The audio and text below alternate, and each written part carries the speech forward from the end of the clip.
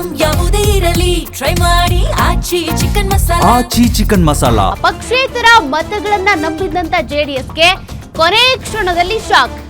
ಕಾಂಗ್ರೆಸ್ಗೆ ವೋಟ್ ಹಾಕ್ತೀವಿ ಅಂತ ಹೇಳಿರುವಂತ ಪಕ್ಷೇತರ ಶಾಸಕರು, ನಿಮ್ಗೆ ನಮ್ಮ ವೋಟ್ ಅಂತ ಹೇಳಿರುವ 3 ಶಾಸಕರು, ಸರ್ವೋದಯ ಪಕ್ಷದ ಶಾಸಕ ದರ್ಶನ್ ಪುಟ್ಟಣ್ಣಯ್ಯ, ಹರಪನಹಳ್ಳಿ ಪಕ್ಷೇತರ ಶಾಸಕಿ ಲತಾ ಮಲ್ಲಿಕಾರ್ಜುನ್, ಇವರು ಕೂಡ ಜೆಡಿಎಸ್ಗೆ ಭರವಸೆ ಕೊಟ್ಟಿದ್ರು.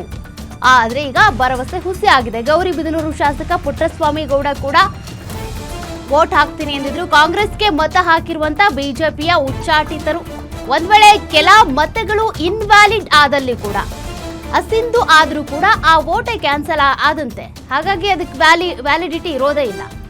ಇನ್ನು ನಿಮ್ಗೆ ವೋಟ್ ಹಾಕ್ತೀವಿ ಅಂದವರು ಕೂಡ ಈಗ ಕೈ ಕೊಟ್ಟಂತೆ ಕಾಣಿಸ್ತಾ ಇದೆ. ಸರ್ವೋದಯ ಪಕ್ಷದ ಶಾಸಕ ದರ್ಶನ್ ಪುಟ್ಟಣ್ಣಯ್ಯ, ಹರಪನಹಳ್ಳಿ ಪಕ್ಷೇತರ ಶಾಸಕಿ ಲತಾ ಮಲ್ಲಿಕಾರ್ಜುನ್, ಇನ್ನು ಗೌರಿಬಿದನೂರು ಶಾಸಕ ಪುಟ್ಟಸ್ವಾಮಿ ಗೌಡರಿಂದ ಕೂಡ ಕಾಂಗ್ರೆಸ್ಗೆ ಮತ ಚಲಾವಣೆ ಮಾಡಲಾಗಿದೆ ಅನ್ನೋ ಮಾಹಿತಿ. ಜೊತೆಗೆ ಕಾಂಗ್ರೆಸ್ಗೆ ಮತ ಹಾಕಿರುವಂತ ಬಿಜೆಪಿಯ ಉಚ್ಚಾಟಿತ ಶಾಸಕರು ಕೂಡ ಒಂದ್ ವೇಳೆ ಕೆಲ ಮತಗಳೇನಾದ್ರೂ ಇನ್ವ್ಯಾಲಿಡ್ ಆದ್ರೆ ಜೆಡಿಎಸ್ಗೆ ಚಾನ್ಸ್. ಸದ್ಯಕ್ಕೀಗ ಇನ್ವ್ಯಾಲಿಡ್ ಮತಗಳ ಮೇಲೆ ಕಣ್ಣಿಟ್ಟಿರುವಂತ ಜೆಡಿಎಸ್ ಅಂದ್ರೆ ಒಂದು ಬಾಕ್ಸ್ ಇರುತ್ತೆ, ಆ ಬಾಕ್ಸ್ ಒಳಗೇನೆ ನೀವು ರೈಟ್ ಮಾರ್ಕ್ ಹಾಕಬೇಕು. ಇವರೇನಾದ್ರೂ ಒಂಚೂರು ಆಚೆ ಈಚೆ ಮಾಡಿದ್ರೆ ಆ ವೋಟ್ ಅಸಿಂಧು ಅಂತ ಕನ್ಸಿಡರ್ ಆಗುತ್ತೆ. ಹಾಗಾಗಿ ಆ ವೋಟ್ಗಳ ಮೇಲೆ ಈಗ ಕಣ್ಣಿಟ್ಟಿದೆ ಜೆಡಿಎಸ್.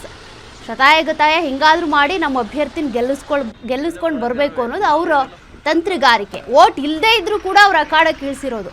ಹೆಂಗೋ ವೋಟ್ ಬೀಳುತ್ತೆ, ಪಕ್ಷೇತರ ಶಾಸಕರು ನಮಗೆ ವೋಟ್ ಹಾಕ್ಬೋದು, ಅಥವಾ ಕಾಂಗ್ರೆಸ್ಸಿಂದನೂ ಕೂಡ ನಾವು ಕೆಲವ್ರು ಸೆಳೆಯೋದಕ್ಕೆ ಟ್ರೈ ಮಾಡ್ತೀವಿ ಅಂತೆಲ್ಲ ಹೇಳ್ತಾ ಇದ್ರು. ಬಟ್ ಅದ್ಯಾವುದು ವರ್ಕೌಟ್ ಆದಂತೆ ಸದ್ಯಕ್ಕಂತೂ ಕಾಣಿಸ್ತಾ ಇಲ್ಲ. ನೋಡೋಣ ಯಾವ ರೀತಿಯಾಗಿ ಮತದಾನ ಮುಗಿದ ನಂತರ ರಿಸಲ್ಟ್ ಬರುತ್ತೆ ಅಂತ. ಸದ್ಯಕ್ಕೀಗ ಕೆಲವರು ಅಡ್ಡ ಮತದಾನ ಮಾಡಿದ್ದಾರೆ ಅನ್ನುವಂಥ ಅನುಮಾನಗಳು ವ್ಯಕ್ತವಾಗ್ತಾ ಇದೆ. ಇದರಿಂದ ಜೆಡಿಎಸ್ಗೆ ಹೊಡೆತ ಬಿದ್ದಿರಬಹುದು ಅಂತ. ಒಂದು ಕಡೆ ಕಾಂಗ್ರೆಸ್ಸು ಕೂಡ ಒಂದಷ್ಟು ತಂತ್ರಗಾರಿಕೆಯನ್ನ ಮಾಡಿ ಓರ್ವ ಎಕ್ಸ್ಟ್ರಾ ಪ್ಲೇಯರ್ ರೀತಿ ಎಕ್ಸ್ಟ್ರಾ ಅಭ್ಯರ್ಥಿಯನ್ನು ಕೂಡ ಅವರ ಅಖಾಡಕ್ಕೆ ಇಳಿಸಿದ್ದಾರೆ, ಗೆಲ್ಲಿಸ್ಕೊಂಡು ಬರಬೇಕು ಅಂತ.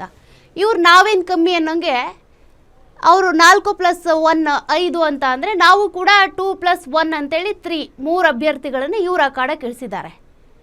ಬಟ್ ಗೆಲುವು ಯಾರದ್ದಾಗುತ್ತೆ ಅನ್ನೋದೇ ಸದ್ಯಕ್ಕಿರುವಂಥ ಕುತೂಹಲ. ಯಾರ್ಯಾರು ಅಡ್ಡ ಮತದಾನ ಮಾಡಿದ್ದಾರೋ ಗೊತ್ತಾಗ್ಬಿಡುತ್ತೆ. ಸದ್ಯಕ್ಕೀಗ ಜೆಡಿಎಸ್ಗೂ ಒಂದು ರೀತಿ ಆತಂಕ. ಯಾರು ಪಕ್ಷೇತರ ಅಭ್ಯರ್ಥಿಗಳು ನಿಮಗೆ ವೋಟ್ ಹಾಕ್ತೀವಿ ಅಂತ ಭರವಸೆ ಕೊಟ್ಟಿದ್ರು, ಆ ಭರವಸೆ ನಂಬ್ಕೊಂಡು ಇವರು ಗೋವಿಂದರಾಜು ಅವ್ರನ್ನ ಅಖಾಡಕ್ಕೆ ಇಳಿಸಿದ್ರು. ಈಗ ಆ ಭರವಸೆನೇ ಹುಸಿ ಆದಂತೆ ಕಾಣಿಸ್ತಾ ಇದೆ. ಕೊನೆ ಗಳಿಗೆಯಲ್ಲಿ ಅವ್ರು ಉಲ್ಟಾ ಹೊಡೆದು ಕಾಂಗ್ರೆಸ್ಗೆ ವೋಟ್ ಮಾಡಿದ್ದಾರೆ ಅನ್ನುವಂಥ ಮಾಹಿತಿ.